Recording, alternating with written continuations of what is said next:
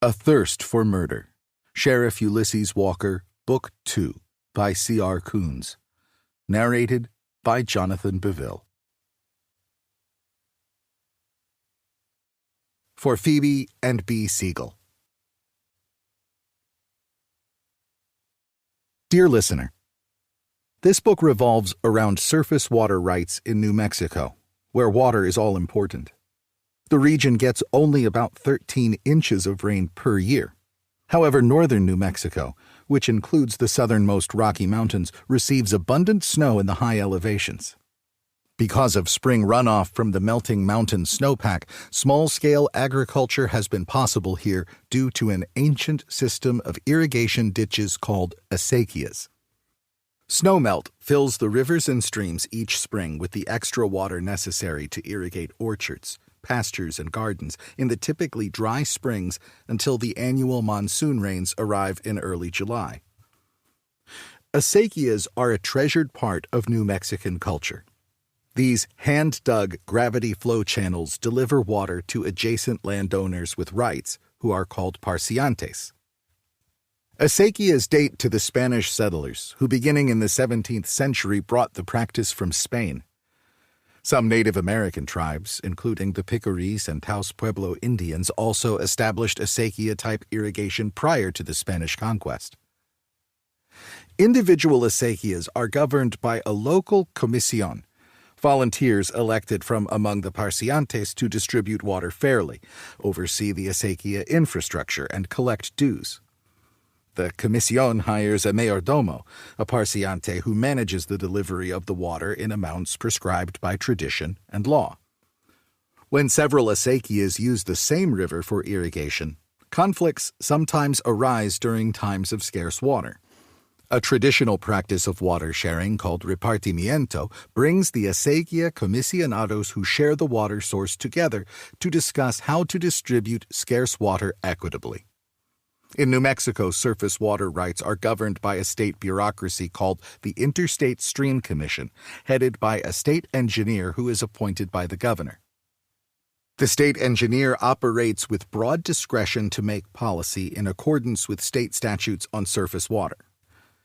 Water rights are traditionally tied to the land to which they were originally assigned and cannot be sold separately except under rare circumstances. The oldest water rights are called priority rights because their preservation takes precedence over newer rights. But if water rights are not used for agriculture over many years, the rights can be removed. And when a party, even if they had no right to take it in the first place, they can claim the right according to law. This practice is called perfecting the right. Today, acequias are facing many threats to their very existence. Climate change is causing warmer winters with less snowfall and earlier, faster spring runoff. Subsistence agriculture, the underlying reason for acequias, still exists in modern New Mexico, but it is being replaced by other uses for surface water. Government pressure to provide water for downstream interests, including municipalities, manufacturing, mining, large-scale commercial agriculture, and interstate compacts made in more recent times, creates conflicts with users like small farmers who are dependent on acequias. And finally, developers are increasingly looking to buy unused water rights, using legal, quasi-legal, and illegal methods to acquire water for projects like ski resorts, golf courses, and housing developments. When water rights are somehow separated from the land, they can be bought and sold as paper rights and transferred miles away from their source. Paper rights, through complicated legal agreements, allow developers to acquire the required amount of water for their projects, even when it is not available to them in their immediate vicinity. Those downstream on water courses from where rights are sold may not be able to recover what they have lost in these arrangements. There is an old saying in the West: whiskey is for drinking, water is for fighting.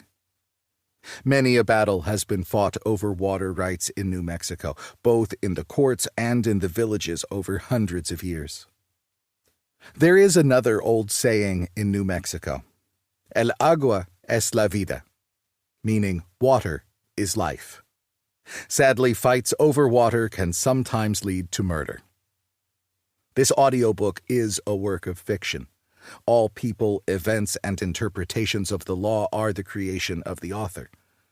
Any resemblance to persons living or dead is coincidental. Chapter 1. Just before dusk, on an evening in late May, Antonio Valdez, a comisionado on Acequia San Lorenzo, walked a path downstream along Rio Pueblo between the river and the acequia.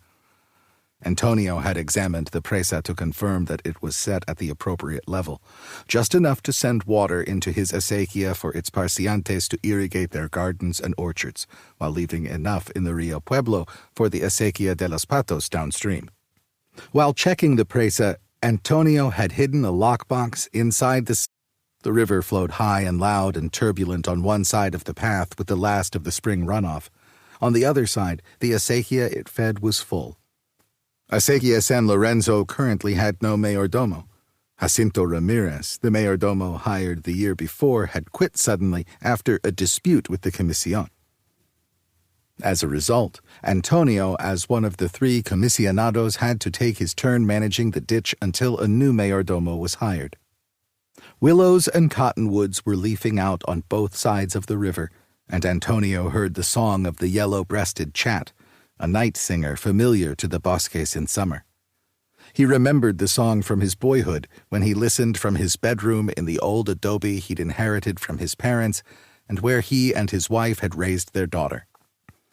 It was lonely now at home without Reina, his wife of 40 years who had died of cancer the previous September, especially since their only child, Delilah, had taken a job as a staff attorney at a major water rights law firm in Santa Fe, about 50 miles from his home in Vadito. As he walked on the mayordomo's path, Antonio mused on how the small accumulation of snow from a mild winter in the Sangre de Cristo Mountains was melting far too fast, and the month of May, usually cool, had been unseasonably warm and windy, even here at 7,500 feet. Water from the river, though plentiful now, might not last until the monsoon rains came. Already he'd had words with mayordomos from the other acequias that shared the Rio Pueblo. Just 2 days ago, Jeremy Diggs, the mayordomo of Acequia de los Patos, had loudly accused Antonio at the village market of taking more water than he should. Then yesterday, Antonio had an unpleasant interaction with Carlos Gutierrez, mayordomo of the acequia upstream from him, when he asked for repartimiento early to avoid stress on his paseantes' young seedlings. Carlos shook his head and said darkly, "It won't matter, Antonio. Look at that mountain. It's nearly bare already. The runoff will be finished in a week. No one should even consider planting this spring." No one. But those acequias upstream like yours, Carlos, Antonio had thought. If only our watershed was not being depleted by those old diversions that transfer water into Mora County, we'd all have much more water, Antonio thought. The Mora transfers were a series of ditches and concrete structures hidden high in the mountains that funneled water from some of the Rio Pueblo's watershed over a series of passes and into the next basin in Mora County. The ditches were dug by Mora County farmers in the early to middle 19th century, supposedly with the permission of the Picuris Pueblo, to whom the water actually belonged. Antonio, a retired professor of New Mexico history, he'd also heard Picuris tribal members object that they had never agreed to giving up their water. Still, in 1907, with help from members of the notorious Santa Fe Ring, Mora had received permanent and perfected rights to the water over the objections of the Picuris tribe. The water they'd sent to Mora County diminished the entire Rio Pueblo watershed. Antonio fervently believed that water which had fallen as snow and rain in their watershed rightfully belonged on their side of the mountain. Mora residents believed as passionately that water delivered by ditches laboriously dug by their ancestors belonged to them. Recently, an important court ruling, The Rimrock decision had established